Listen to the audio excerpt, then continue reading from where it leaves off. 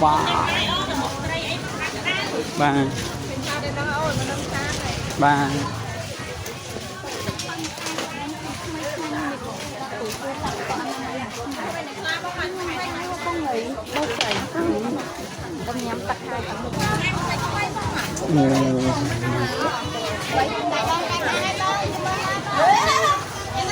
vâng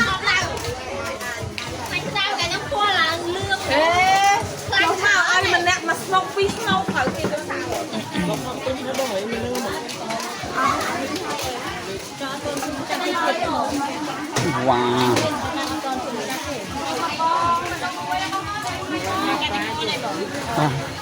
đã một chút dân chơi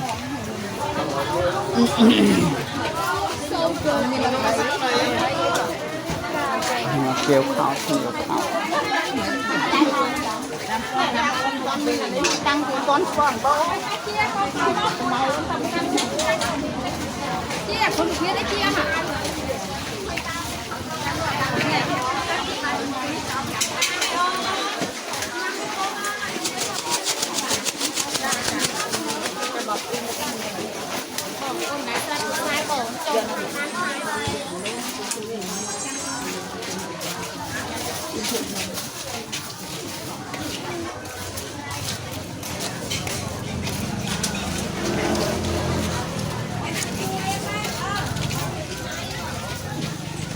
bài con không ấy, này thì con không ăn ơn.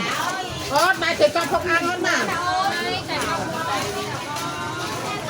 Có phim mới mấy cái nào nó phim mới mấy cho phim quản phim mới con cuối thì nó rất là ok đấy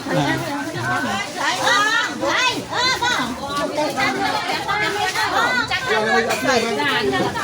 cái mũ tao mày mua tao không mỏ mua này còn là nó lấy tao mỏ này nó ở chạm ban nuôi mà ăn chặt chẹo chè chè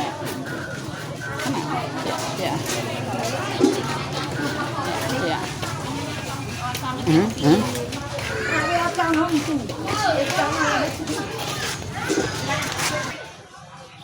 thèm quá